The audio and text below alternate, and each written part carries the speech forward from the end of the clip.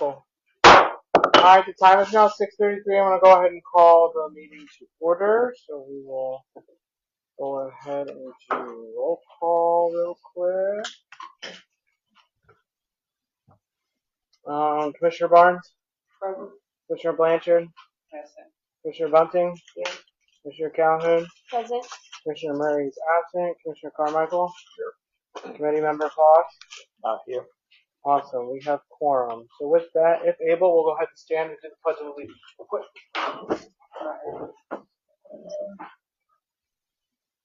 I pledge allegiance to the flag of the United States of America and to the republic for which it stands, one nation, under God, indivisible, with liberty and justice for all. Awesome. We'll start off with approval of the minutes. Did anyone have any changes or anything? Make a motion to approve them. Motion to approve. Is there a second? I second. Alright. One of us. All those in favor say aye. Aye. All those opposed? Alright, let's have it. Cool. So there are only 2 applications for our meeting tonight. However, between the time that I published this and today, we did end up meeting with folks from the Zone N team. Chair Barnes and I did meet with folks from the Zone N team, and they kind of explained the growth strategy to us. And so we invited them out to give like a 30-minute presentation conversation with us about what the actual Zone N growth strategy is, and what it is not. So, let me pull that up. If it wants to download. On this Wi-Fi, right? I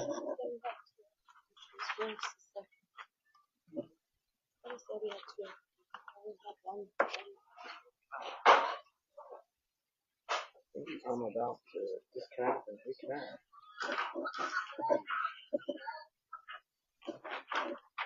One other one. How are you doing, man?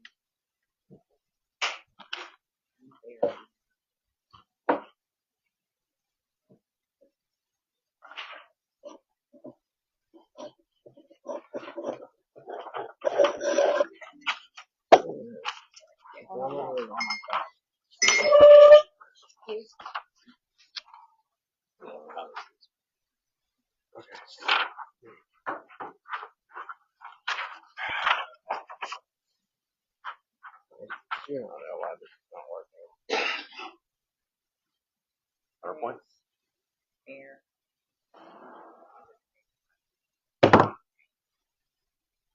Doesn't want to download. Yeah.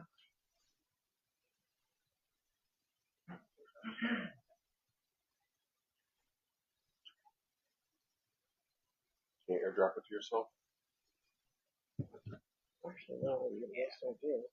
I do it all the time. Works.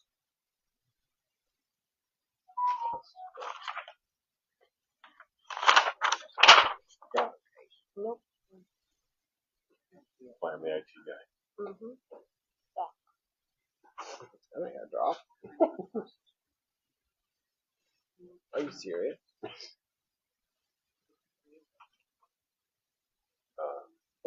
Oh, there it goes. Hold on.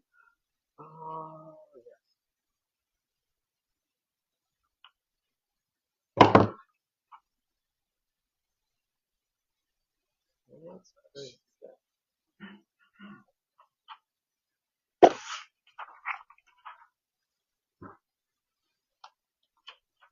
Okay. Cool. Okay. Is there a clicker or just? Oh, no, it's fine. Just tell me. Okay. So, thanks for having me here today. Louis Dave, I'm the project manager for Zone N. And we did have a good discussion with Angela and Mark the other day. We know that you had made a vote about the Columbus Growth strategy, but there were questions and were requesting some clarification. So we were happy to meet with them and have a conversation and kind of explain what the Columbus growth strategy, what it is and what it isn't. I've handed out a sheet to you there that you can look at if you'd like, just to get some additional information on that. What you will see if you go to the next slide is, this is Columbus growth strategy is related to zone in. So your area commission, your area, southeast, was part of zone in phase 1, mostly up by around the mall, up in the northeast corner of this. But this Columbus growth strategy is an extension of that effort. This effort began back in 2022. We're aiming to have the city rezoned by 2027. And what we're going to do is comprehensively rezone the city. If you go to the next slide, the zoning project goals, they stay the same. They're to modernize our zoning code, support growth, encourage thoughtful investment in neighborhoods, guide the design and development of main streets, and ensure Columbus zoning code is fair, understanding, and accessible.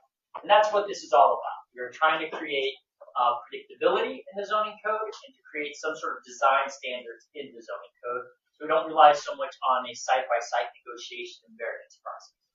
You go to the next slide. So phase 1, it was 140 miles of corridor, 12,300 parcels, big success. You can see your area right there in the southeast corner and what was affected. All of this was based on policy that existed in our area plan. So if you click on the next slide, I do lots of slides quick, sorry. So how was the phase 1 map developed? So we had the map of Columbus in phase 1, and we looked at our area plans.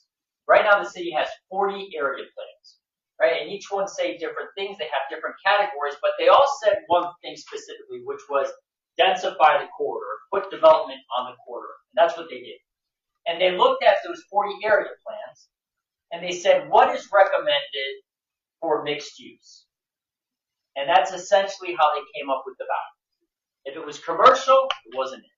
If it was office, it wasn't it, even if it was on a corridor. So if you click on it, if you hit it a couple times, you'll see what we did is we looked at those area plans, we put the slide, put those all together, and if you click the slide, you will see that's how we came up with this plan. We looked at these 40 area plans. What happens now is we still have over 95% of the city left to rezone. This was 5% of the city. So we have a lot left to do. So when we started looking into how do we move forward, the problem is, while all the plans said densify the corridors and put density on the corridors, once you go away from the corridors, once you go from that one unifying policy, it all kinds of falls apart. Some of our plans are from 1993. Our newest plans are from 2018. You have one of the newer plans. Your commission adopted Columbus citywide planning policies. I have it with me right here in 2018. And so you have some of the newest land use guidance and design guidelines. The problem is, even for a land use plan, 2018 is pretty old. It's supposed to be every 5 years. And so what we have is a system that's not very equitable. We have some people relying on plans from 1993 with poor design guidelines. We have other people with newer design guidelines. We have people from Clintonville who have very robust design guidelines. What we're trying to do is, how do we solve this problem? And how do we create a policy basis for phase 2 of zoning? So if you click on the slide. So what we're trying to do is create a single citywide strategy that sets clear priorities for where and how Columbus grows. It connects housing, jobs, and transportation to help create the policy basis. So our solution is the Columbus growth strategy. So I have that right here today. And part of this, the confusion that's been created, is we changed the name. Essentially, if you look at these two documents, the one you have adopted right here is Columbus citywide planning policy that you adopted in 2018.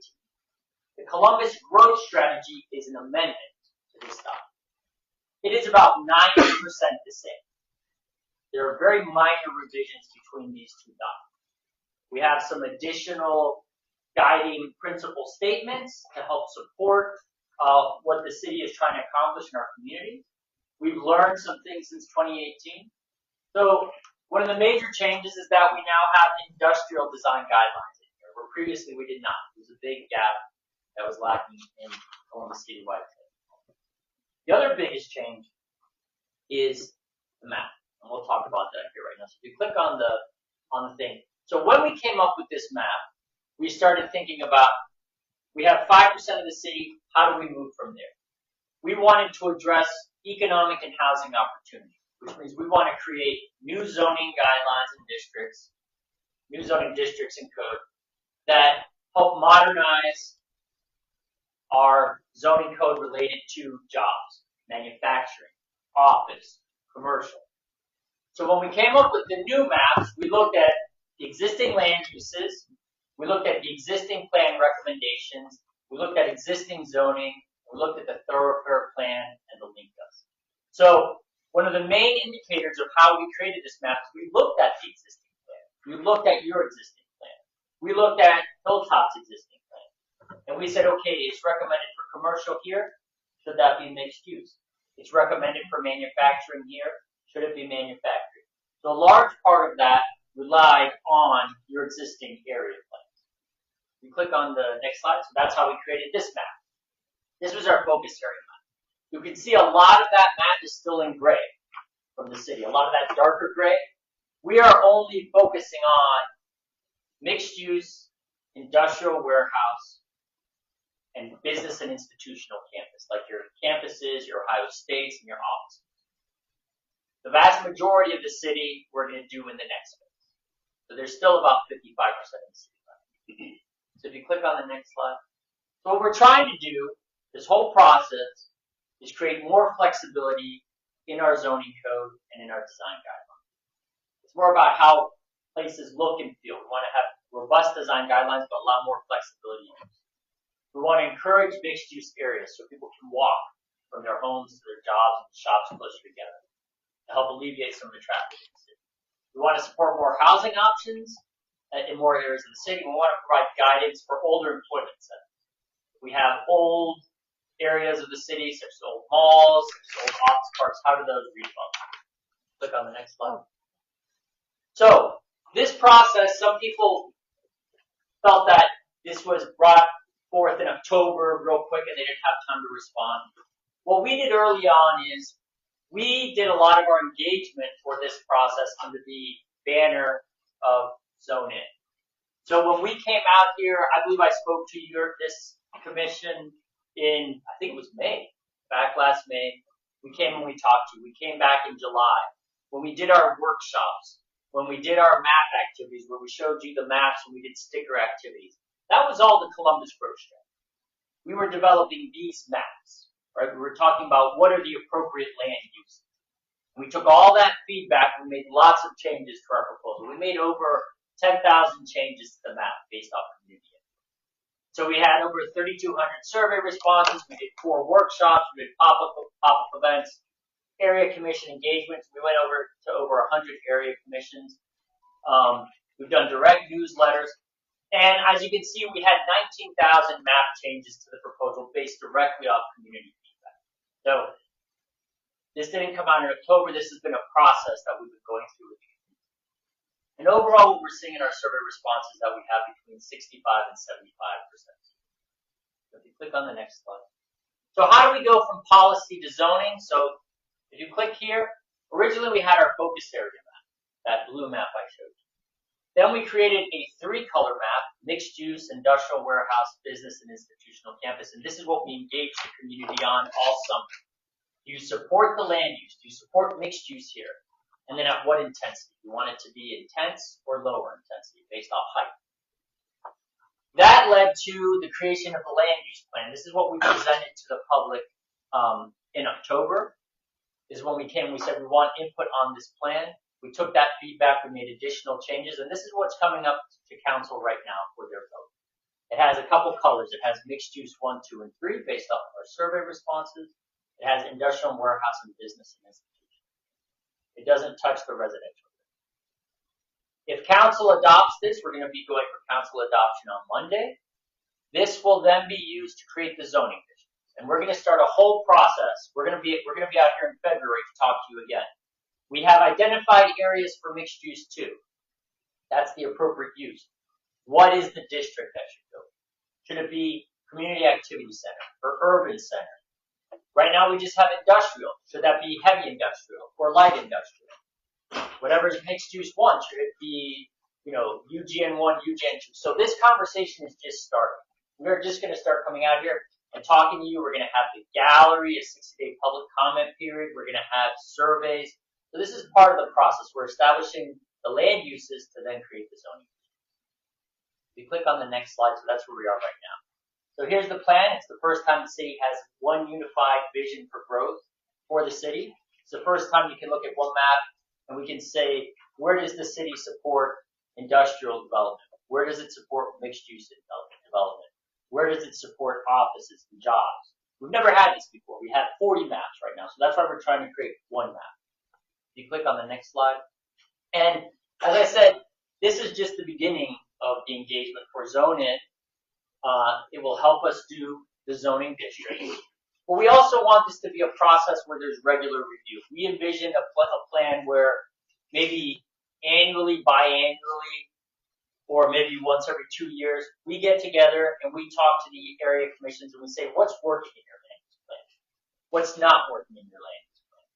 And since it's one land use plan, we can make amendments much easier than doing a 2-year individual area commission process. What we don't want to do is come back in 25 or 30 years like we have been doing with some of these older land use plans.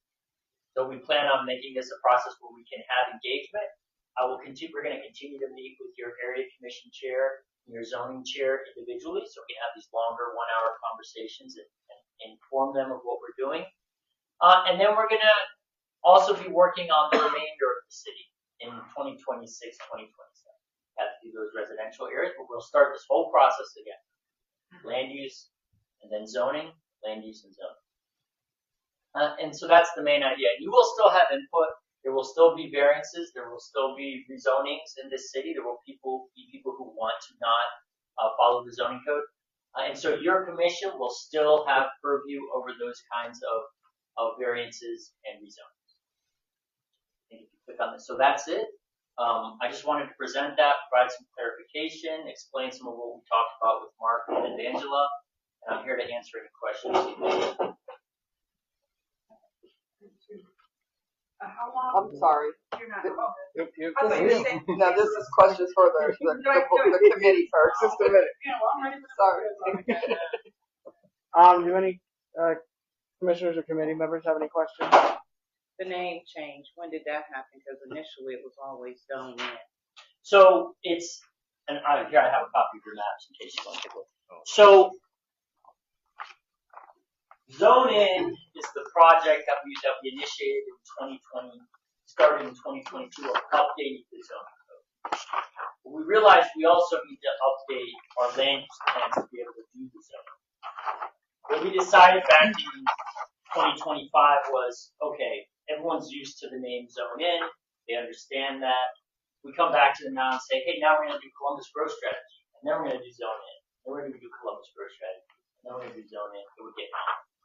So we did everything under the umbrella of Zone. Zone In is what we're going to be starting in February if council adopts. That's when we're going to create zoning districts.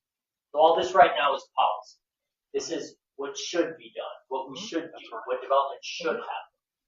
The zoning code is what has to happen. So the process is still Zone In. I still have my pin on right here. It's still Zone In. We'll be talking Zone in 2026. But the Columbus Growth Strategy is like an amendment to C2. And that's what's changed. Good question. I see the writing. Thank you. Hey. Yeah. Quick question for you. I'm trying to take notes on my phone. I'm a little sleepy today. I'm sorry. Since CGS is policy and not zoning code, how do we determine when a proposal truly complies with it? So right now, the old zoning code is going to remain until we adopt new zoning code in 2020. And that's when you'll determine whether or not it complies. If it doesn't comply, just like you use C2P2 now, the design guidelines to get a better proposal, we'll use the Columbus Growth Strategy to get a better proposal when there's C2 variances. But you will have updated zoning in 2026 that will be what complies with it. My understanding of the way it works is most of the C2P2 review happens with staff. And so they'll ensure that all of that's met, and they go back and forth between that before they give their approval on whether they find it to be okay or not. Okay, because like there's so much back and forth. I just truly want consistency. I think, and last question I jotted down here is how will the city prevent increased density and investment from accelerating displacement, and how will that be kind of measured? It's a good question. So one thing we're trying to do is think about, first we focused on the corridor so we didn't have to start going into the communities as much. We think there are ways we have ideas for doing some sort of preservation of existing structures. If it's a structure right now in the city that is not in a historic district, it would get demolished. We're thinking about, is there a process in phase 2 and phase 3 where we can help maintain some of the character of the city by having some sort of demolition control? Not settling on anything like that, but if these are buildings that are of significant value to the community, we could have language in the Columbus growth strategy to help support their preservation, whereas right now we don't. The city is also going through right now a thorough review of their historic preservation processes. Right now, your German villages, they get very hyper-focused review, but the rest of the city doesn't. We're trying to think, how do we modernize historic preservation of the city, and how do we bring some control to help preserve the character of the communities through that process. I have a question. Where can people find the definitions of these various different uses, land uses? Oh, yes. So they are in the Columbus Growth. They're spelled out in there. Yes. All of the things that an MU1 can be, that it's spelled out in there. Yeah. So what this talks about right now is more of uses, right? So yes, it talks briefly about heights and appropriate uses. So if you go into the document, it's all in there. We have the map. We have a chart. It talks about intensities. Take a look at that. Is that what will be? What will the staff use? Is it exactly what the staff will use to determine if a zoning application meets the land use for an application? Is that what they're going to use? Yeah, that's correct. Okay. Well, yeah, the zoning will determine what is the appropriate zone, what is the appropriate district, and then the land use will determine what's the appropriate land use. Right, but when they're going through an application that someone submits, yeah, is that what they will be referring to, whether it's in that paper or on a computer somewhere or in a database? Is what's in that paper what they will refer to when they look at it and say, yes, you can use this land for this purpose because it's zoned that way? Where will they put that together at? That'll exist in the zoning code. The zoning code will have a whole chart of acceptable uses based off of your districts. So that's part of the process that we'll start reviewing in February. What are those uses that should be in each district? Does that answer your question? It does, because we've already experienced where everything that has a certain use doesn't necessarily look good where you put it. So just because it can be used for that doesn't mean that it should be used for that. And that's our concern. And that's everyone's concern. You can go into other areas of town in German Village and Clintonville, whatever. If they don't want something in a certain space, even if it can be used for that, they can say it's not going to be used for that. You got to find some other use. You're not going to, put a square peg in a round hole or whatever that sort of thing is just because it looks they want it. Right. I mean, they have design review, something that we don't have, but that's why we're trying to create.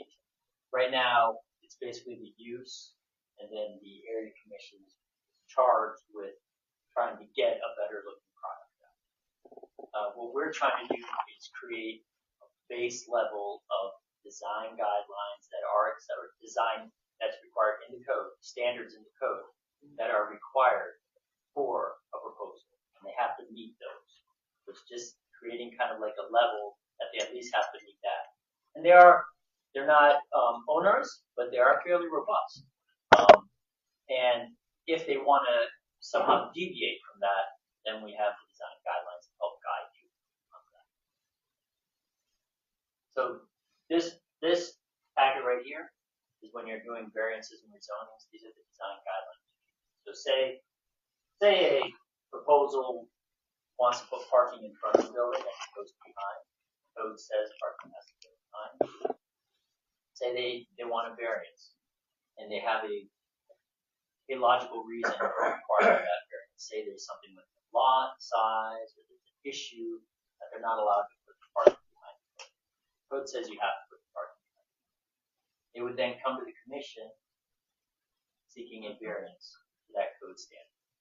And then you can use the design guidelines to say, we don't support this, or there might be design guidelines in there that talk about screening of parking, additional design standards. So when you're putting the parking out front, say, for example, you can say, we support this, but we want to see additional landscaping and screening that's shielding the parking.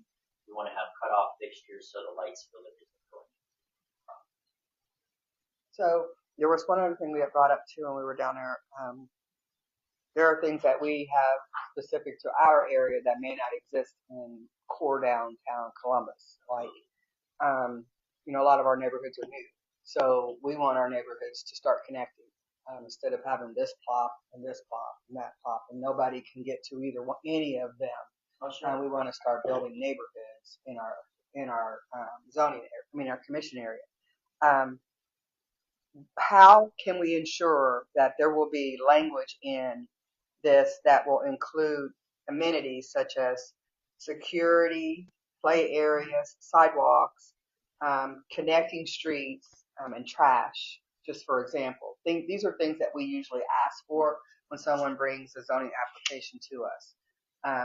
It's not something they usually come to us with, but they're willing to add it if, you know, they can get it approved for zoning. How can we ensure that those kinds of things will be added as a requirement when they build it, so that it's not something we're not going to see them anymore? If they meet your land use, we're not going to see them anymore. So they're going to do the bare minimum. In some cases, they may do more, but in some cases, they're going to do the bare minimum. So when we see a playground next to a pond, that doesn't work for us. Or if we don't see a playground at all and you've got 100 units, we want to see something where the kids have somewhere to go. So how can we ensure that these amenities that we usually ask for, will be part of what they will look at when they're looking at the planning? Some of those are things that we can address with land use. Some of them are things that we cannot. So open space requirements, activity. So the Columbus growth strategy, just like C2P, talks a lot about having open space. We actually have made an update to it to say that we don't like seeing open space like back in the corner, shoved off in the corner, or in the backyard. We say that now open space should be fronted on. The property should face an open space, almost kind of like your Schiller Park or something like that, where you have a street. We're big proponents of it. Some of that, so that is in here. Connectivity is in here as well. We're always encouraging that. We can use these guidelines now to help structure our code when we're creating code. We haven't created the code yet. So these are all conversations that we can start having February of how should open space be organized. The code that we develop, does it adequately address your concerns about open space?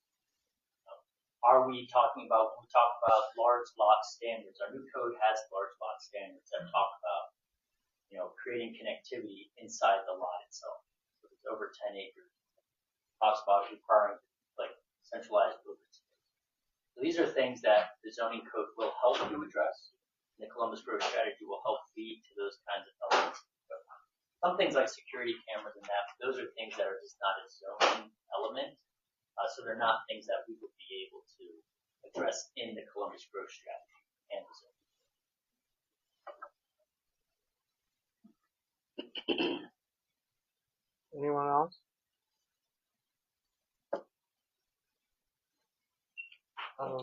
Sam, did you still have a couple questions? Yeah, I noticed your map doesn't have any key to it, so you have some colors on there, we can't tell what's what.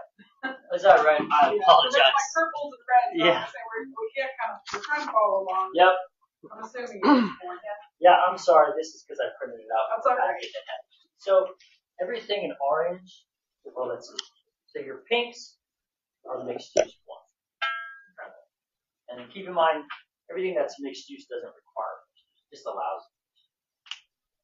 Kind of this dark purple here that you see in the corner, this is your industrial and warehouse. For the most part, we're just conforming existing industrial. What's the code for industrial warehouse? IW? IW. That's just the acronym. This orange color right here, most of this was already zoned in phase 1. We're just setting a land use to conform to it. This orange color is mixed use 2. So mixed use 1, buildings can go up to 4 stories. Up to. Now the zoning districts, that's where we're going to start talking about the zoning districts. We're going to have a 3-story zoning district and a 4-story zoning district. So we can talk about what zoning district is more. The dark red, that you see that very dark red, most of that is phase 1 along Hamilton. That's like your mall. That's the most intense mixed use. So that can be, mixed use 2 can be 8 stories and above. But there are. The red is MU2, but it's 8 stories and above. So the orange is mixed use 2. That is up to 7 stories with the bonus. The red is 8 stories and above. But let's be clear, most of the zoning districts that will go into these areas, I mean, they do have height limits on them. So this isn't just one. The only place that doesn't have a height limit is down. And what's the blue? The blue, oh, that's business and institutional campus, kind of like your offices, etc. What uses? I mean, what zoning code is it? So this is land use. No, the code. Is it? It's the business and institutional. What's that? What's the code for that? VIC. Yes. Yeah. That's just the acronym.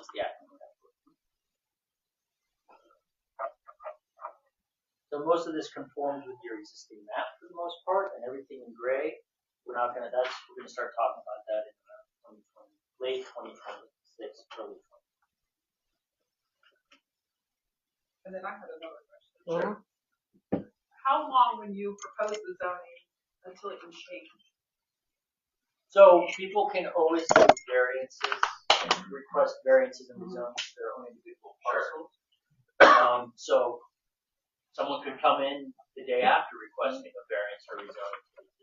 I mean, based off of what this is, though, how often do you guys plan on coming back and rezoning? Oh, so, we're still talking about what kind of a process does that look like. This is the first time the city has comprehensively rezoned in 7 years. So what we're trying to do is create a process where it's not 7 years, right? Or 30 years since the latest land use plan. We'll probably be doing amendments and tweaking it. We've already tweaked phase 1. Some things that we saw were working in Warren, we were able to change them. But we don't, for the zoning, imagine we'll take a look at it every couple of years. I know that we're in a residential area, and we have it as a drops and adds in our area where it's under review, but there's parcels that are still being reviewed because they've been sitting there untouched, and when it comes time for us to do something, people don't know what it is. So the question is, for our area, since we are residential, but let's say they switch us, what's the likelihood of us being able to keep our area since it's drops and adds? So if you guys were to zone it as an industrial up to that portion, if you guys, eat it in like you do now, then can we request for it to not be changed? What's your area? I'll say that specifically your area. You know where we're at, yeah. 99.9%, it's going to be some form of residential between you and the ponds and everything. I know because all the industrial's creeping up to our door slowly from, the Myers area, but they're not there yet, but we have that farm, and we always wonder if anything comes in there, what's going to become of us. So this is where we have conversations with that. Unfortunately, Canal is going to border us all in with warehouses. That's their long-term goal. That's what we were wondering, like, can we stay residential and try Our side Yeah. is currently zoned for residential, and more than likely, a majority of the buffer is either going to be parkland or residential in the long term. we're being little. Yes, and in short term, Canal does not like us, and so that's why they want to put a buffer around us. wall warehouses because it's their version of a wall. It's a buffer. And they don't want more people because they don't want to expand and they don't want more schools. You know why we're probably here. You know where we're at on Bowen. That farm is a really big. How many Yeah, or yeah, I'm sorry, I'm leaving it such a long big teeter for us. That farm in the corner, Mhm. where those new houses are being built, that goes over as an L shape. So that is all zoned as those single family homes. If that farmer was to sell the remainder of his It's almost like lot, in that crevice of Lehman and Bowen, that's going to be single family. The other side is not in Columbus's jurisdiction. I don't know its jurisdiction. I think Mary Franklin. Canal, Winchester, and Pickerington and Violet Township. It's one of them, but I don't believe it's in a municipality. So I think it's township, which means it just depends on who's going to come in and zone that to whichever jurisdiction it will go in, because it has to abut to a municipality in order for the township to annex into it. Yeah, it's either right So- on the very line for us right here. That's where we're coming up. So more likely, that is all going to continue to be residential. It will probably be single family. It may be duplexes, something like that, townhomes. But they're not going to, and I'm sure it's not very common to put industrial or high commercial uses next to parkland, which is what most of that is. Because there's really nowhere else to expand kind of over there. We're the very end of it. Our neighborhood's the very last portion Right. before it turns into everybody She's else. right here. So we always get pulled into weird. We have like a couple I'm right parcels here here with and it, there not that are questionable. So that's why we're always like, Well, I mean, this is, so in February, with council passage, we'll Mhm. start talking about rezoning this portion, but we'll start talking about all that grayed out area in Yeah. late 2026, and that's when we can have those conversations. We'll that's talk about great. how we envision it and communicate. Yes, sir. Sure. That's okay, sorry. It's gonna get knowledge. Right. $200 an hour. Sure, he knows. So, this Columbus Road strategy somewhat new to me, believe it or not. And did I hear you say that you guys only did that? You excluded any of the residential properties in your Columbus Road strategy? Not every residential property, there were properties on the corridors that, just like in phase one, were residential, and does it make sense to do that's residential? In some circumstances, there are residential properties, for sure, in Columbus Road strategy, but we didn't go deep into the neighborhood. We're doing a phase-in approach to it, just like we're doing for buildings, so that won't be until later. And is the growth strategy, has that been adopted by council, or that's what's coming? On Monday, we're going for adoption. And then the last question is, how does this growth strategy interface or interact with the housing strategy that I think recently got adopted, or maybe that's just the mayor's housing strategy? I don't know. You can educate me on that. So the housing strategy, it is an element, just almost like we have our tree preservation a plan, just like DPS has certain plans.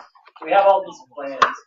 The Columbus growth strategy is going to be heavily influenced by the housing strategy to some degree, but it will act almost like a connecting point for all of these.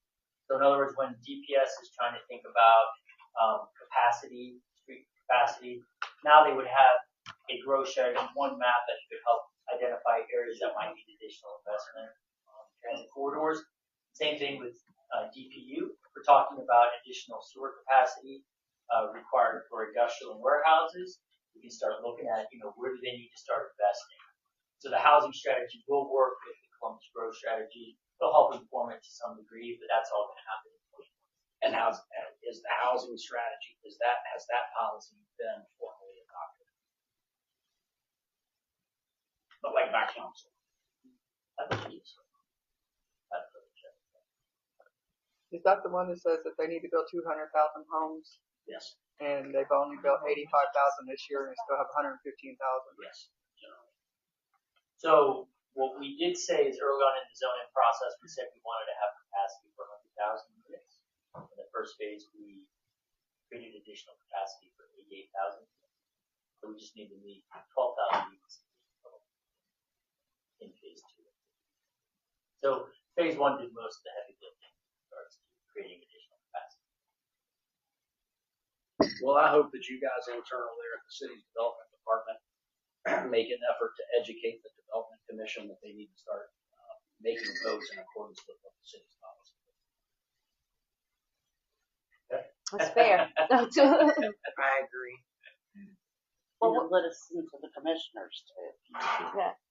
Well, what to their point, the question I have there is how will the city protect the goals of zoning and the CGS from being weakened or reversed when administration changes happen?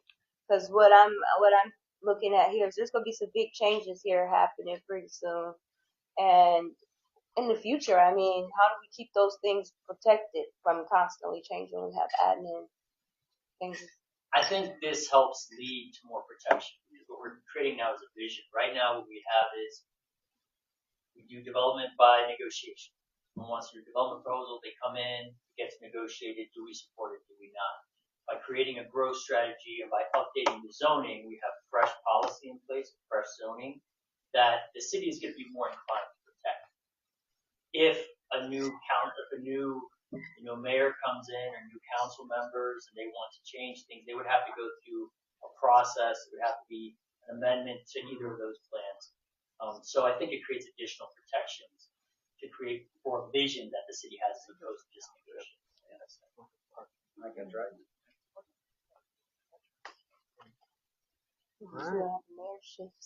Anything else? So when is that coming? February.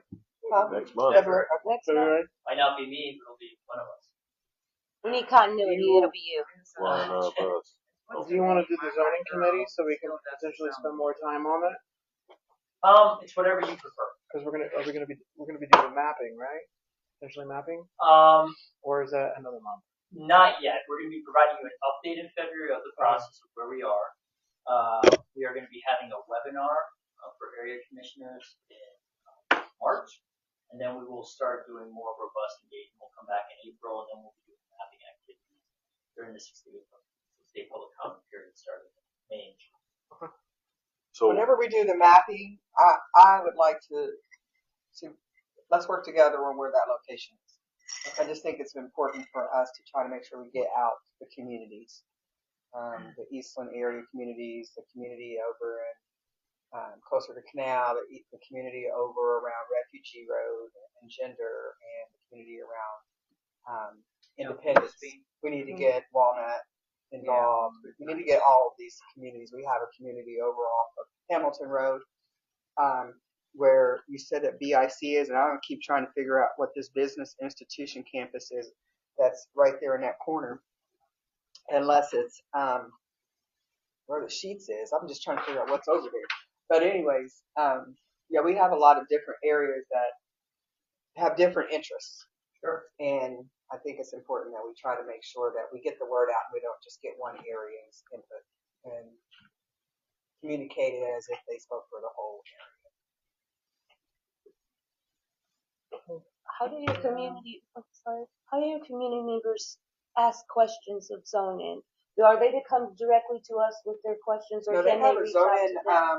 They have a zoning website on the city's site, and they also have a survey that pops up every now and then for people to provide input to. Yeah, we'll have a survey. But yeah, we have email, phone, reach out to us. So you can use that as a way to get information, right? If you need it before you get to us. Zoning that's down here. Yes. Like I said, Louis, thank you for coming. Sure. Our issue was that, for me personally, it was that I knew I had went to a zone-in meeting, but then there were 3 that were canceled. And I knew I had gone to a meeting where you did mapping, but it wasn't in my area. It was held in the Far East area. And so my concern was our area didn't get as much hands-on input, but then we weren't really effective with the first round of zoning. There was just this one little place up and down Hamilton Road that really affected us. So we kind of like, not really bothering us right now. We'll wait till they get to the next phase. And so when they came out with growth strategy, we were like, what's growth strategy? We knew what zoning was. We had no clue what growth strategy was. Right. And that's why we weren't willing to sign off on it, because we didn't know what it was. Understood. You weren't the only ones. That's why we started meeting. Cool. Well, Right, thank you. you're gonna get on my info. But thank you very much. Yeah, thank you. All right. Like I said, there's only 2 applications. Well, there's technically 3, but 2 properties. The first one that I put on here, I just put them in the order that I received them, will be C25-065 and CV25-123, and it's in regard to 7500 Long Road. They're rezoning this from rural to limited apartment residential for 32 townhomes, as well as requesting a variance to reduce the perimeter yard from 25 feet to 10 feet. Applicant is Palmer Estate, with Dave Perry as the representative. And so, Mr. Perry, the floor is yours. Also, he's the project architect.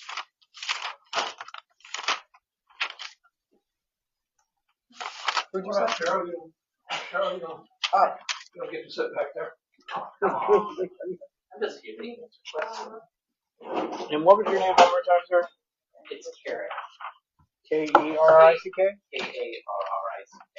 That's cool. Lovely. What's the address again? 7500 Long Road. Long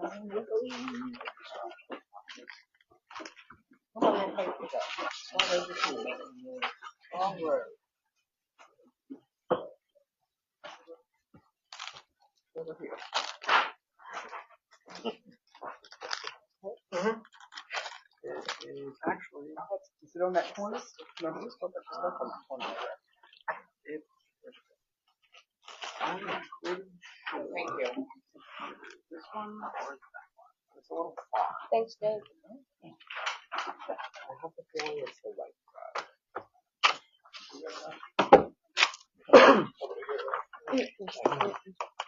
I'm stretching out. I love Is this where it is right now? packets. I Mr. mean, Carey. all the info's in there. Is this where it is right here? It's out there. It's out there. Is that it? Is it one of these 2 little? Yeah, because it's a Long Road? it's a single like home. I can see again. It's that one, the farther one. Okay. Yeah.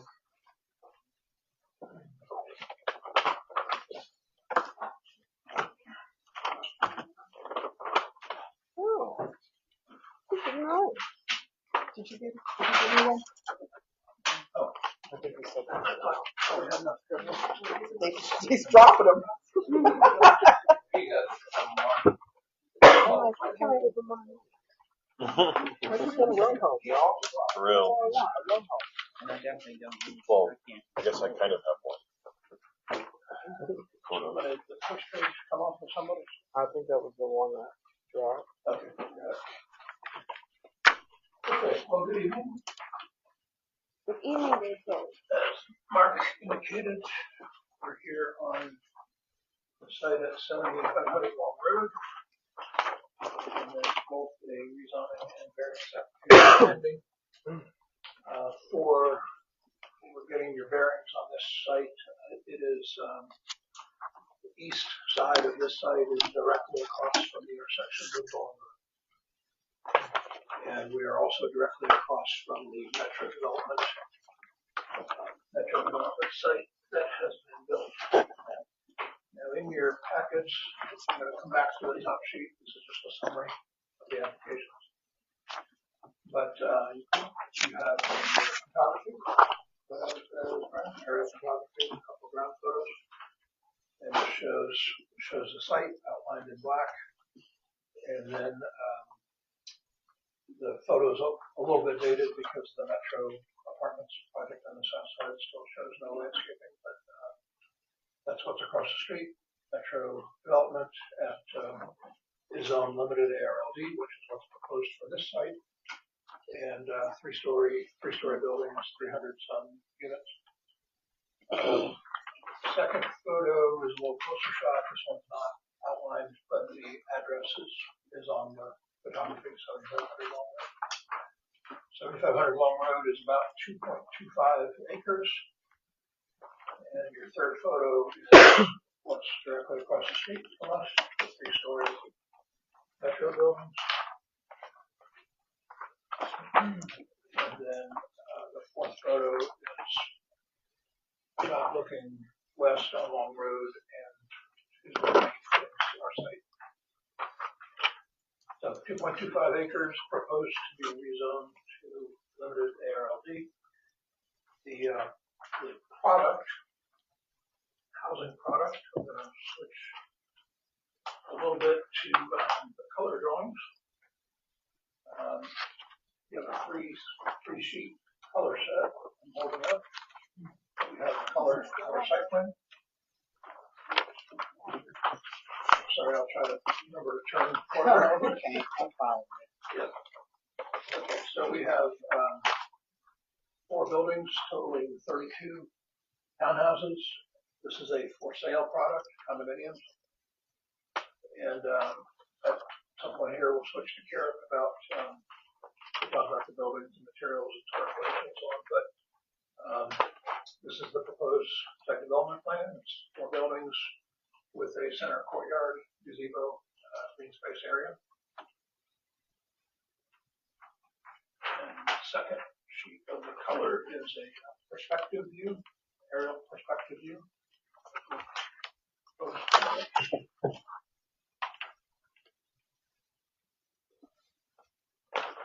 That would look nice on Lindora, huh? There's three stories? 3-story, yep. And then the third sheet. The townhomes that are 3 stories? Yes. Oh, cool.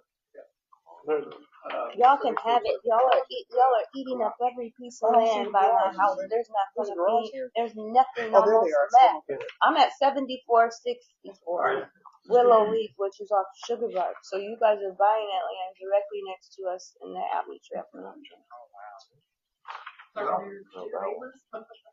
Yeah, The Peaches' neighbors? this will be right directly next to us. Where are you? So this is 7500. I am here. So here's Sugar Bark. My house is Willow Leaf right off Sugar Bark in this subdivision. So this is directly next to our subdivision there. And it's the only piece of land left on our side. Well, your subdivision was open space before the subdivision was built. No, everything is congested. So, third sheet of the color drawings. Commissioner Barnes, you asked about storage and so on. This is a color elevation view of the proposed building. They are 3-story. But they're garage on the bottom, first and second One level. garage parking space at the first floor and then stack parking. So living space on well, we'll let Karen talk about the floor plan, but living space on second and third levels and entrance at the grade. You did such a good job of talking about the architecture. We'll come back to you. You're not getting out of that. Okay. In your packets, also you have complete copies of the rezone and variance applications that were submitted to the city. I'm not going to spend time on those other than that. I know you like to get them, so I include the applications. And then you have the L-ARLD development text. And this establishes various standards, the maximum number of units, tree planting, and so on. One thing that has changed. How many acres is this for? Are these 4 units on? Are these 4 buildings on? Do you know how many acres? 2 1/4. So it's about 14 units per acre. One thing that has changed since the application was submitted, I'll go over the variance application. So there is a variance application. As you indicated, Commissioner Harper, it was submitted with a variance to the east perimeter yard to reduce from 25 to 10, and the east side is where the detention basin is for the subdivision. The north and west perimeter yards are, as the code requires, 25 feet, and the intention is to preserve the trees that are in the north and west setbacks. What has changed since the application was submitted was the city wants, this was designed with the with code compliance in terms of building setback. The city will, Long Road is an 80-foot right of way on the thoroughfare plan. The city gets there 40 feet from center line, and the 80 feet means that there's a 40-foot building setback, and our site plan complied with that. What has happened since then, though, is that the city says they want an additional 10 feet of ground for a multi-use path along Long Road. And so the variance that has changed is I need to cite the building setback to reduce from the required 40 feet to 30 feet because the city is getting an additional 10 feet of ground for the multi-use path. And Building didn't move. yeah, The right of way line. So ultimately they just want to shift this southern border up 10 feet Yeah. to the east. because of the path. And the city wants the path in the right of way of Long Road, so the city's going to get an additional 10 feet, and that will connect the multi-use path to the east and west. So that's what's changed. That's the And only that's for a sidewalk or a multi-use path? multi-use path. Is that like the blacktop path? Yeah, Yeah, it'll they'll just be, be connecting it. I don't know that the width has been determined yet, but it would, the standard width of multi-use path is 10 feet. Sometimes they're 12 feet, but it would be for the other. I think most of ours are 8 or 6. They're getting kind of greedy, aren't Carol. Government's getting kind of greedy, aren't they? Taking people's land, 10 feet, that's a lot. I like it. I ride my bike. Because they want buffers on both sides. But I think the mixed use paths that we've been generally getting are about, I can't remember, they're somewhere between 6 or 8 feet, but they're not 10. So I'm assuming that 10 will have some buffer in there. Yeah, I'll try to have that point clarified when we're back with the full commission. I don't know yet on the width, but in any event, there will be a multi-use path there. There should be a path because Bowen, right there on Bowen is where the park is. It'll connect it. Yeah. I know when Abbey Trails was built, the mixed use path is not as big as they are now. It's a little bit smaller because it goes through Metro Park. Well, It's ages, but we don't have sidewalks down that side. So like, since I live, this will be to the correct. left. They're gonna fill the gap in on that mixed use path. Oh, okay. Okay, because like I said, even if we want to go down and walk that, there's a park down there, you can walk the path closer to Cinder Road. Yeah. I've walked down there. You can't walk all the way down there. Yeah, I just would like to see some more continuity because you can walk the sidewalk where the apartment complexes are right there, the Ravine and all up that way, but then it's the sidewalk. Yeah, stop right here. Sidewalk over there. Right! As part of this, are you guys going to be required to pay any lump sum towards the intersection improvement at Abbey and Gender? Probably not money. There will be road improvements required. Okay. There'll be what required? Road improvement. Road improvements. On the road right there where you are, or Abbey and Jen? Not at Abbey and Gender. No. It would I be, think that's what his question was, wasn't it? Abbey and Jen? Well, yeah, he answered it. No, they're not going to was your, maybe I didn't hear that. Was your question about money for Abbey and Gender intersection?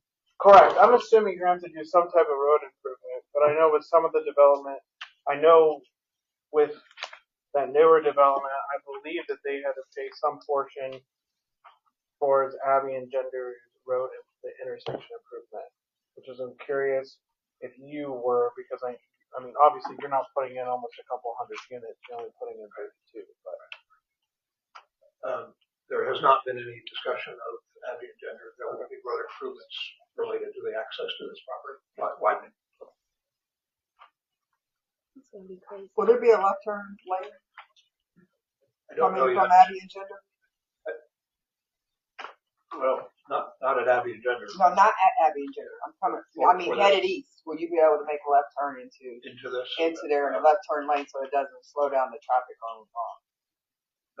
Good question, and I don't know the answer to that. This is an interesting. This scenario happens from time to time where the traffic jurisdiction on site is City of Columbus. Long Road itself jurisdiction is Franklin County Engineer, so those jurisdictions are talking about what they want to happen there. Isn't there a house right there on this, right in front of this property? Yeah. Because we have two entrances to our subdivision here, and the one closest to the 7500, there's like a old white house right there, and then adjacent to that is it looks like Vangelis, when you come by my house, and it looks like it used to be a place for people to check in, like a security guard. You've probably seen it. It looks like a little security guard shed right there, and they've broken the glass right there. So there's not much there. That driveway, that's not very big space right in there. So I mean, if you want to make a left-hand turn coming down there, it's already. The drive and access will change with the property. It's not going to be what's currently there. The access will not be the house driveway. It will not be. The city and county require it to be all the way to the east with alignment with Bone Road. Yeah. It will not be the house driveway. If you look at the second page of the photography that shows, that's the aerial showing the house. There is a house. The house will be removed, but the driveway is not. The driveway would not be remain for the house. And you said that these will be condos, right? So I'm assuming those are condos. For sale condos. For sale condos again. So the driveway into this property is going to be adjacent to Bowen. More like across the road. You see, I see where Bowen is, and that makes sense. See on the second photo, where my finger is, the path to the east, adjacent to the detention basin, and the path to the west, and that's the gap the city wants filled in. So the house remains. House will be gone. House will be gone. House will be removed. Basically, where the People house is. still live in that. How do they know that they're gonna sell that property? They're gonna be gone. They gone. They gone. They out. They're leaving. All right, Mr. Architect, what you using? There's manufactured stone veneer around base and accents, and then siding throughout the rest. So like when you look at the images, you can see where there's kind of varying heights of stone material on the facade, and then siding above that with fiber cement, corner trim, window trims. Sheet 3 of the color elevations. Eric's color elevation shows the stone and different materials. And about what do you estimate the approximate sale price will be? I would imagine they would probably try to keep these in that just under 300 range. Do you know? Well, these are going to be for sale. Each? Do you have a developer already in line to do this? Yes. Oh, a builder? You mean a builder? No. Yeah, the builder. The builder has not been selected. Okay. Our client would hire a builder to build. Okay, and with the builder not selected, once one is, this is still what they are going to look like, or will that ultimately change depending on the builder? The design is the design. Okay. And that's what we're intending to do. I mean, obviously. Do you have any interior designs yet? There's the black and white. Are these for sale or for rent? They're for sale. They are for sale. If you don't know, they are for sale. In the $300,000 range, which the house is right next to it. That's close to market value. Good. Your price, the price of your house will stay up.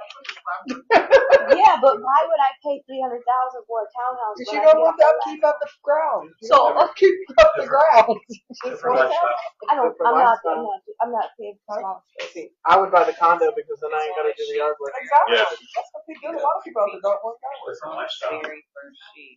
Right? Even one of them condos you wouldn't be in there long, they're not in very good. Oh, I know. He was asking down there. I knew they were. That's what I want. There's not enough for sale condos in our What area. is the age Not demographic enough. that there's, you there's Are are looking looking to to have have? no purchase can I buy? Alright. You don't know? Yeah, but my question leads to: are there going to be children in here? Because then that probably has Daniel wanting to know what are the children going to do since. Walk down a 10-foot sidewalk. Well, they've To the got, park. There's nothing else. they've got, No sidewalk. It's Let's stop them from a half-ass piece of sidewalk. well, there's, It's coming though. Look, No, Just a piece seriously, of it we had a together. terrible snowstorm and we couldn't drive. I tried to walk through the Kroger. It was deadly.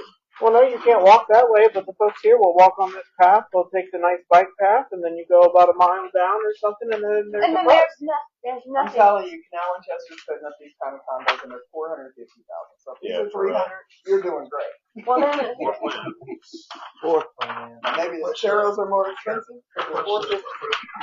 It's about Yeah, yeah. 1,400 living space. well, then let me sell my house, buy one of these, I know what and charge out XR. I don't like it. What's your maintenance one. estimated timeline? I had one of the yeah.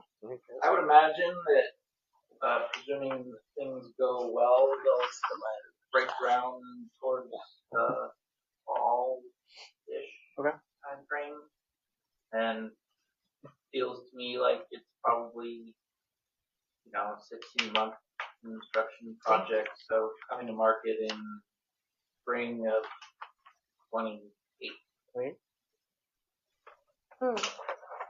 Y'all do know that that's towards the skinny of Long Road. So with our two lane, Long Road only being 2 lanes, like it's already scary as it is. So to have all of these construction materials, for instance, when the apartments got built across the street from us, like trying to get out of our subdivision was nasty business, like sitting there waiting forever because you got the trucks, you got all of that sort of thing. So, I mean, how do you plan to mitigate that? This is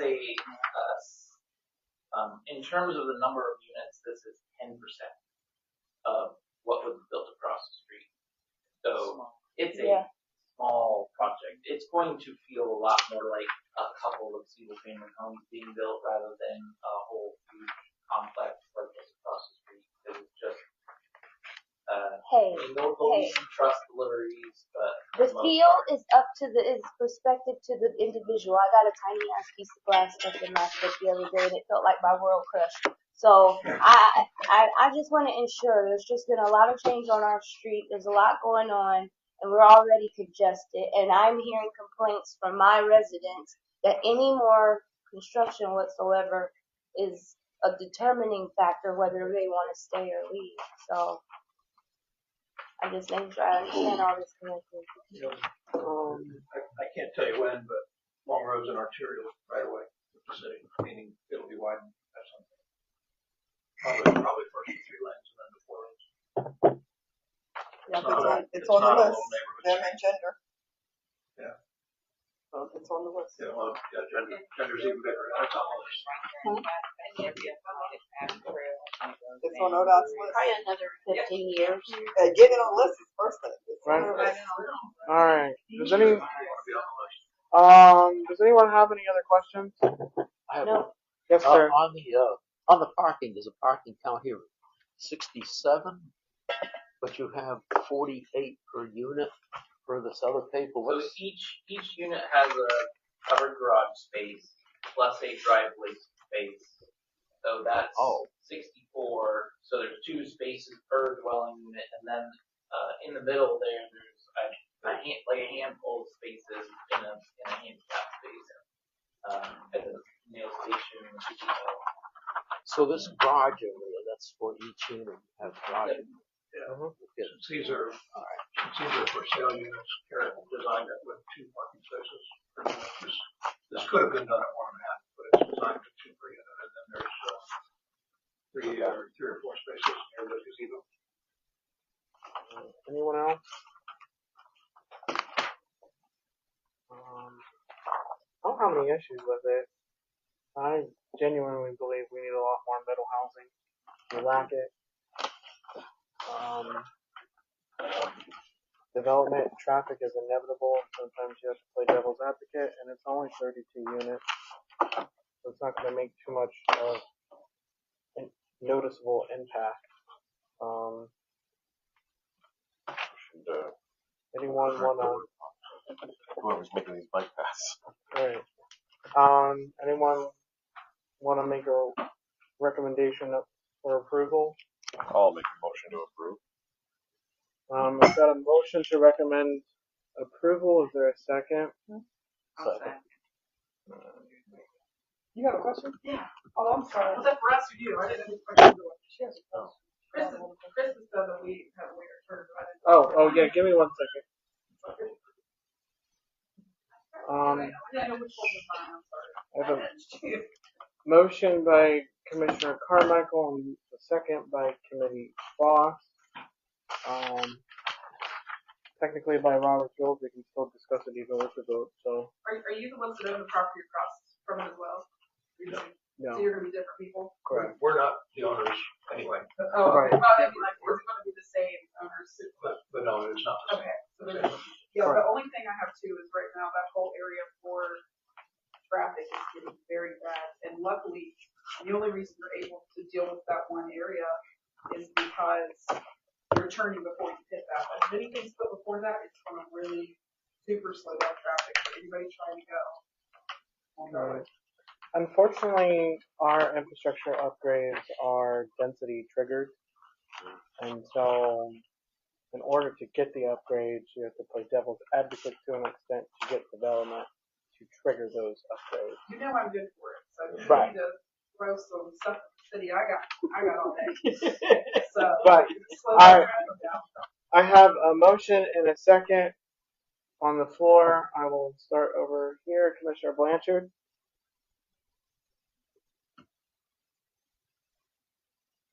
Yes. Commissioner Calhoun.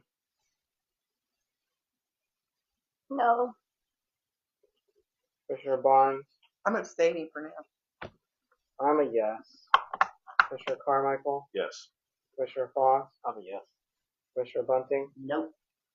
All right. The recommendation for approval. We'll see you on Tuesday, same time. Tuesday next week. Yes. Thank you. We Good have, presentation too. I'm glad you came with a lot of the material and a lot of documentation. You guys did provide a lot of information. Yeah, we burned a lot of trees. Let's keep those trees. Right. The only reason I got this for Lindora, designs like this, instead of the box house that we want to get over there.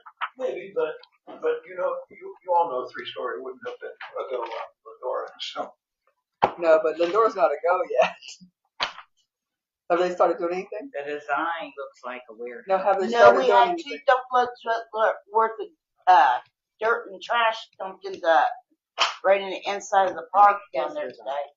That design for Lindora looks like a box. Even the person that Looks like a damn prison. You couldn't have drawn that better. They're checking for tanks. All right. Supposed to be. Praying too. They're supposed to be checking for those gas tanks. They can't, but net owners until they confirm those tanks were removed. City council doesn't fit on. And then if they They're traders down there anyhow. I would have liked duplexes because I like middle houses, but Mr. Hodge, your time has come. Okay, thank you. Thank you. Thank you, Okay, Mr. I'm off. Thank you. Yes, thank you. Remember the name, Lindora. Um, Drive. then Walnut Hills. Walnut Heights. What you got? Oh yeah. I'm sorry. Stuff out. the next application is BZA 25-165. It's in regard to 6149. It's requesting a minimum parking reduction to promote the development of an extended stay hotel. Property owner is Hydro LLC, who's also the applicant, and their agent is our good friend, Mr. Hodge. Good to see everybody. Yeah. Good job. I don't know how many times I've been before this group on this or related property, but a bunch. Enough to expect what we're gonna have. How come everybody comes to that board wanting to approve for that whole area right there, but then they never built nothing? Well, we'll talk about it. We'll fill you in. Yeah. And I have some of the same questions. But this is, y'all know where this is. This is right at Gender Road in Winchester Pike. Yeah. The one thing we did come in on that actually got built, which was a long conversation with this commission, is the warehouse that's there. That got built. Good. Somebody's in it too. And it's occupied, and there are jobs there. Took long enough. Yep. HVAC company, finally. We then came in at the corner, and that is approved for a racetrack gas station. It's a go. Racetrack owns the land now. Okay. Racetrack is super interesting because I was talking to some people today, they bought the corner of Rathmel in 23, they bought this corner, they bought property in Circleville, and they bought property in Allen Creek, south of London Groveport Road. They have not turned a single shovel of dirt on any of those 4 parcels. But it's approved for racetrack, and racetrack owns the land. So racetrack will come. Okay. They will come. They're approved, and I think they're ready to turn it over to construction. I stopped at one of the gas. Yeah, they're nice. They're coming into the market. I'm a Wawa fan, but they're okay. Wawa's coming. Yeah, where's I encourage somebody today on Wawa. Where's Wawa? I'll take a Wawa I here. don't know. I can't say. I pushed. My client is not the Wawa people. It's another group. They have a gas station site. I said, bring Wawa, and your zonings will get a lot easier. Bring Wawa to me. Bucky's Bring it, coming to please. Ohio this first Bucky's time coming too. to Dayton. Huber Heights, yes. And so this property is part of that overall property. This property is the one that's back behind what got approved for racetrack. The racetrack in relation to the Waffle House, where's that going to be? Across the street. Oh, okay. Across Gender Road. You can't see Across it. from the It's sheets. in the corner. Caddy corner from the sheets. Gotcha. And the friendship It'll be on kitchen. the same side as right. Friendship kitchen. Yes. That's a weird thing. No. It's like always It's empty. on the What's same in it? side as Jeff Not Wiley. a very successful. Jeff Not very convenient range. Yeah, for real. And so this property is a part of that overall ownership, and it's just west of where the racetrack is going to go. And this is for a Staybridge Suites Hotel. Wait, where? Right. Sorry, I'm reading. You got the thing. We gave you. Oh, did I? Yeah, you have a site plan. I'll show you. He drops them off when he gets there. Nah, shame on me for not bringing a big exhibit like Dave did, but Step it up, buddy. He's treading on tips. Can I have one of these? yeah. No, this is her. This So Sharon. there's the, I didn't see one. this is, I don't have one. This is one for the Right old here. for Right the here. other guy. yeah, yes. I hate to do that. The back of your thing like this. The back of your The hot house, hell yeah. Take time. No, I'm still not I don't need to take time. Okay. Thank you. So what you see on that site plan, you can see where the racetrack is, and then you can see where this Staybridge Suites Hotel is going to go. Mm-hmm. Staybridge Suites is, well, you've seen Staybridge Suites, right? It's a hotel, but His parent company. I don't know if it's Hilton or Marriott, or I'm not sure. Is it a real hotel? Is it a real hotel or one of those That is the exact reason I'm places here. that you stay there for a Yeah. week at a time? That's the exact reason I'm here. Because My HB. Staybridge does offer extended stays. But I asked the corporate guys, what's your average stay? And the average stay is where most hotels, the average stay is 2 nights. Their average stay is 3.5 nights. So it's no different. And this is set up like a hotel. It's branded like a hotel. So it acts like a hotel. Well, because it's under the IHG umbrella, What's so IHG? it is the Intercontinental Hotel Group. Oh. So this is one of their smaller umbrella ones. So they have 130 rooms here. The city, and you guys have probably seen some of these in your neighborhood. The city, people were coming into commercial zoning classifications, and still do occasionally, and building apartment complexes and calling them residential hotels. So the city saw that happening over and over and over again. They passed a code that said when you do an extended stay hotel, you have to provide parking like it's an apartment complex. So they said you have to provide 1.5 parking spaces per unit. And that makes sense when someone's doing an extended stay hotel that is essentially an apartment complex. No different than the apartment complexes you guys have seen in here 1,000 times. But the 1.5 parking space per unit does not make sense when really what you are operating is a hotel that operates exactly like a hotel, as we all understand that term. So the reason I'm here tonight is we filed a variance to the parking code to provide 1 parking space per suite. That's 130 parking spaces, as opposed to 1.5 per suite, which would be 195 parking spaces. So that's why I'm here. Okay. Now, are they gonna have room for like oversized trucks or something, like people traveling? The parking, I gotta still something like that. Yeah, I think that all of these parking spaces are the standard parking space that are 9 by 18. So they don't expect folks here to have a big box truck or a semi truck. They don't want to try to accommodate people coming here and doing overnight parking. So these are all standard size parking spaces. Yeah, like we stayed in one up by Bell Fountain when we was doing Silverback. We had the big Silverback truck and the trailer behind it that we haul all of our supplies in. Yeah. That's why I was wondering. So in a situation like that, I know it'd be a pain. Somebody would have to come in, back the trailer in, unhitch the trailer, and take up a couple of different parts. In a different meeting context, Commissioner Barnes and I had discussed this. You're obviously very acquainted that this corner also abuts the canal in a couple of different places. And so with the growing, Winchester Pike in the future will be slated to be reconfigured at the intersection. North side. Yeah. On the north side. With this, will you need to go through the city of Canal in order to provide this access here on the south end? It's all been done. It's all been done. All been done and approved. So this road configuration that you see on this already came through the zoning process, and all of that already got approved. And so there are reciprocal easements and all of that among these various outlots and out parcels and racetrack and everybody. So all that work is already Okay, done. because that was our concern, because we're obviously aware of what they're doing with the other property pertaining to residential, and so we were just concerned that they may pull another sliver where they You have on the residential on this property, right? Right. Right. Canal's already signed off on this. Right. You got And Luke. we What did you have do for Lucas? Trust me, I don't know.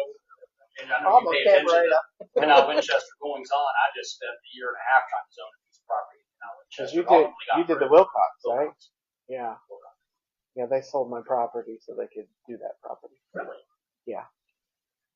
They won't tell us it's the reason, but that's why they did that. Oh, they sold property. You live in a Wilcox. I lived in a Wilcox, and they sold it out from underneath us. Yeah. Nice. I think we were one of two in their entire portfolio that they did that with. And when that zoning was going on, I think that's it happened. Mm-hmm. It's a horrible decision. New property management sucks, but I digress. Okay, that was our question, and we were actually hoping that you would already nick that in the butt. Yes, We and have let me experience. let me refresh your memory on another thing. When we came in with racetrack, that was the subject of a big traffic impact study. Discussion about the new Winchester. Yeah, how's that going to be effective if Winchester they're moving that behind Waffle House? So they had racetrack actually put in that zoning document that you either have to do a bunch of road improvements here at both Gender Road and Winchester Pike, or write a big check to the city of Columbus to go towards future improvements. And so racetrack has an obligation to write that check. Okay.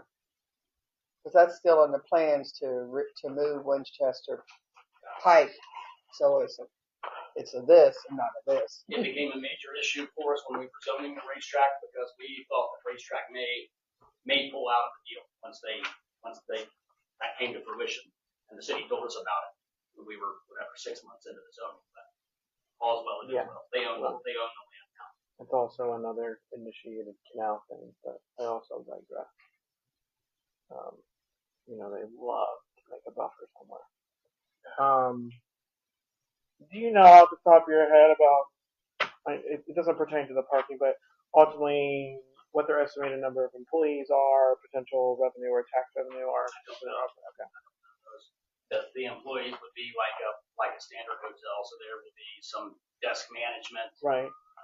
housekeeping, general maintenance, but not a significant employer. I would estimate somewhere in the neighborhood of 15 to 20. Okay. And then do you know what their intended potential security plans are? I do not know. Like any hotel that's here in this general vicinity it would be the same situation. There will be parking lot cameras in the lobby. They'll be lit according to city code. You think you could get an answer by Tuesday? Security. Okay. And the only other concern I had was maybe just a little bit more landscaping, just because it's kind of going to be in a hodgepodge area between a gas station and a warehouse. Yep, I'll talk about that.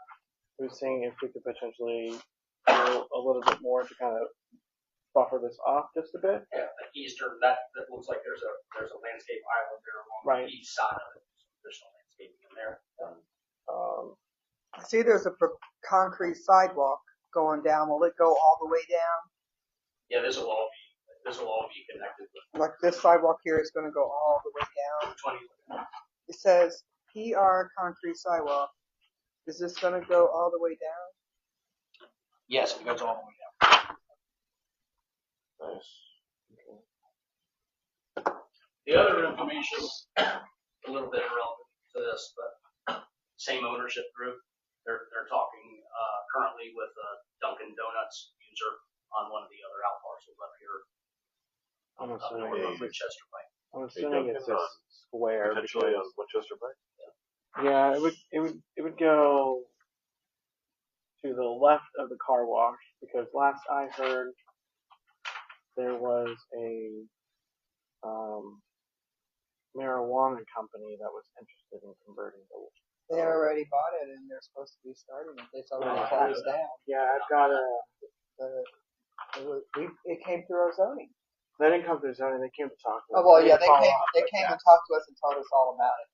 They didn't have to get anything from The development of that parcel has been a long time coming. Because the guy's very old. He's been wanting to get out of the business forever. But we found out because I got a random development notification that someone was interested in the permit, and so they are looking at potentially. I don't know if they're still going through with the plan, but this was a target site and converting that to a marijuana. Car wash is convertible to a They had a whole plan. They drawings a whole plan, and it was actually cheaper for them to do that than to build a whole building ground up. They were able to just enclose. The foundation apparently was solid enough for them to just enclose it and then just kind of redesign the inside to fit their needs. Shows you what I know about construction. Right. So I'm assuming. It down. We only have one self-serve gas. So they are in the market to potentially sell this additional parcel as they develop it. Oh, they are actively marketing all of these properties. Actually, with two different brokers. Yeah. Starbucks was going to come for a little bit today, isn't it? Well, I don't need another Starbucks. Well, I guess. No, I think they were going to close the one that they have because it's so congested over there. That's a good Starbucks over there. Okay. I mean, personally, I don't like the use, but if we can ensure that there's adequate security, we're going to be able to do that. You've already secured the access, and if they have any numbers on kind of like employment and revenue or anything like that, those are my only real concerns and inquiries. In addition to the landscaping. As long as it doesn't become rather a hangout for. I know it's going to happen, and I'd rather do something productive with the opportunity than not. Oh my gosh. If I'm looking at this correctly, are these right across the street from that housing It's right across the street from the Sheets, right before you go over 33. The Sheets down at the end of Gender going into Canal Winchester. So Where the car dealership is. Where It's the right on dome that is, corner. they have the big sign that says Dome Museum there. but isn't there a whole community of housing and apartments that's right Further across the down street? where Victoria, across the street from it? Yeah, there is an apartment complex across It's a the street. townhome community. Yeah, townhomes. Correct townhome community. So the housing community, because I guess what gets me is the impact on the people that already live in the area. So And actually, it's not close to houses, so to speak, because Gender Road, first of all, is already 3.5 lanes wide, and I'm talking about Winchester Pike. Winchester Pike, there's no housing on there either. Right across the street from Winchester Pike, by the on the other side of the Waffle House, there's apartments. Right. Yeah, there are And then- apartments there. And then when you come south a little bit, is that housing complex where Victoria and her. Yeah, there's they're all further single down. Yeah, family there's more. There's more. family condos Mhm. out There's more houses, but this corner is away from that in aspects of there's a whole bunch of treed lots. There's the AT&T. Well, I don't know if it's called AT&T, but one of their substations is right there, and then there's a warehouse. So there's a barrier somewhat. Ultimately, when they build this, there'll be a commercial barrier, and then you'll have the road barrier, and then there's additional commercial barrier, and then on the other side of that commercial would be housing, and that's on all sides.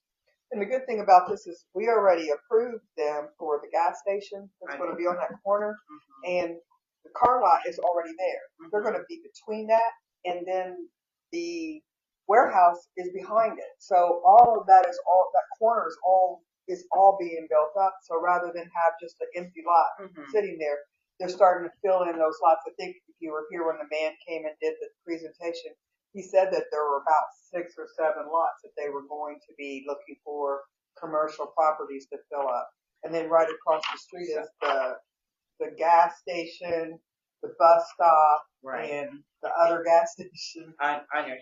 So how can you guarantee that this is not going to be an extended stay? You can't. There's no way to know. You can't do that. You can't predict that because number one, I'm going to go ahead and I'm a smart ass. I'm asking. Yeah, but I'm like, but I'm thinking in terms of I was in hotels for almost 20 years, and as director of finance, what we're looking at is revenue questions, right? Are you going to have transient business? What type of transient business are you going to have there? What is the comp set? What does the competition look like around on that area? Because they're going to be fighting against what? Revenue, whose ADR, what the ADR is going to look like in the area. So you have that. What other hotels are on that area? There's 3 other hotels in the area. Okay, so are they extended stays though? No, no. They're major. Fairfield, Suites. There's another one by it. There's a Best Western. Comfort Inn. No, it's not Comfort. No.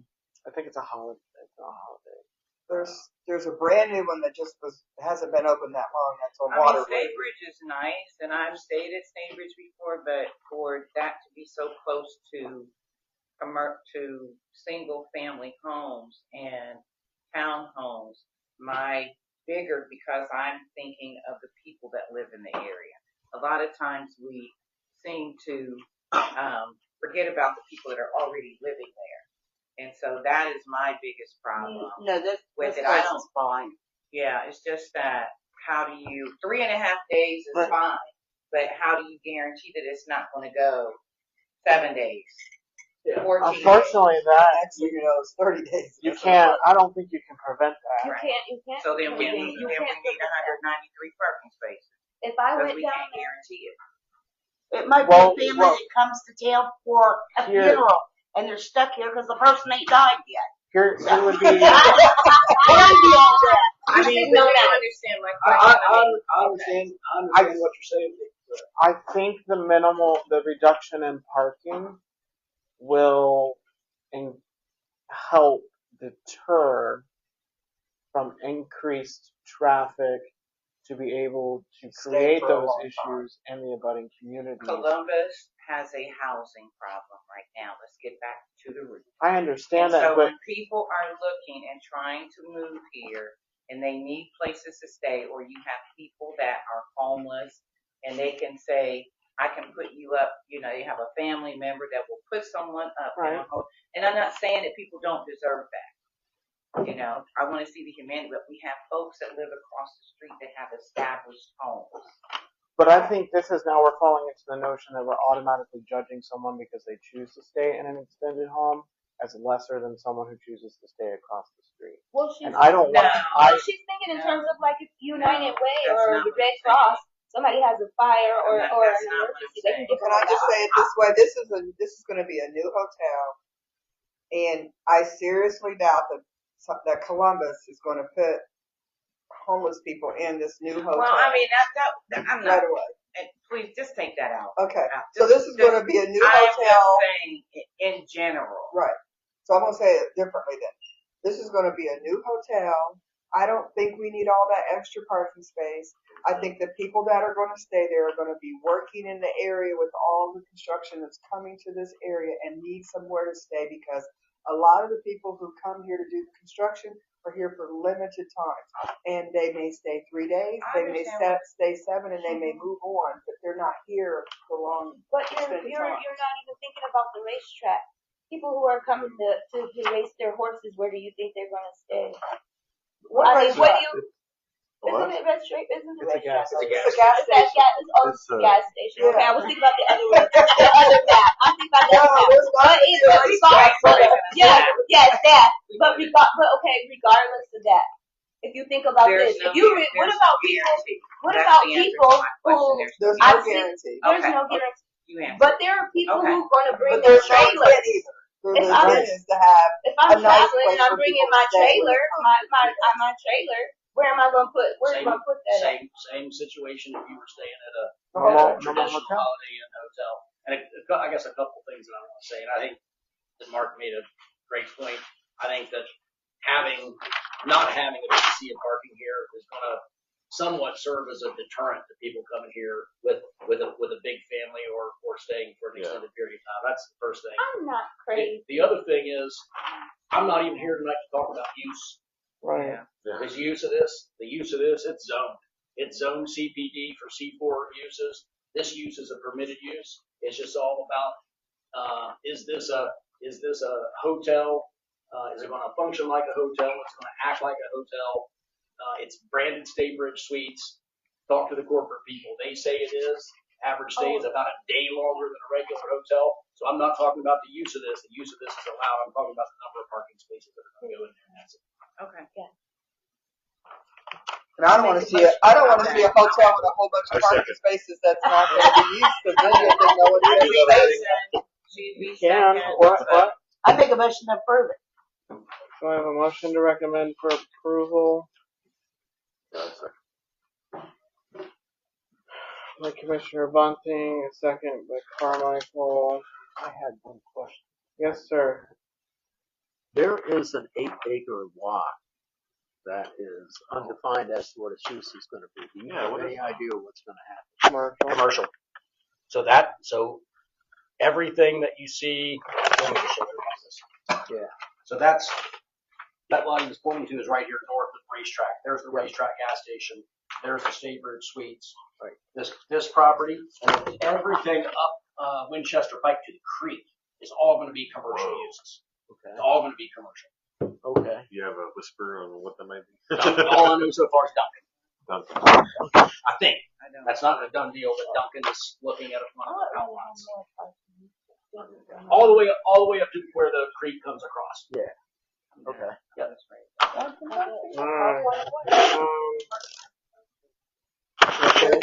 Yeah, so we were really familiar with Staybridges at my old job because we worked right by one. And intentionally, it was not long-term, but because the jobs became available around the area, it became long-term. So warehouses, as soon as they came in, people followed. So I've noticed that, but when it came to that, we started having issues ourselves because people were living there, let's say working out at Amazon or something like that. That became a hub. So I don't know if you guys know what's going to build up in the area. If that would be something that would lure people to go into stay rights. That might be something to keep. I do agree with the one parking though, because they had more options for more people were coming to move in like so out in Westerville, it became a huge issue with state rights. It'd be construction or Or state manufacturing. route, yeah. So I think just something to keep in mind is less parking might be better. Because it may then they won't, they'll know they don't have a place to park and they're staying forever. Right. Just something to keep in mind, like what's going to be built in the area that might be more people to stay there. Construction or manufacturing. Yeah, I mean, one of the things that's happening down at Rickenbacker is the Underhill and Underhill's kind of construction jobs, and so maybe some of those people are transplant, and sometimes what's going to happen here is that a corporate person is in town, they have to be in town for a series of meetings, they stay 3, 4, 5 nights, and then they go on. It could be that somebody's in town for a construction job, looking for housing, and they stay for a few days. And it was good for us too until call centers came in, and then the call center workers started taking everyone there because it was very easy for them to stay versus in the park. Right. Just think we kind of.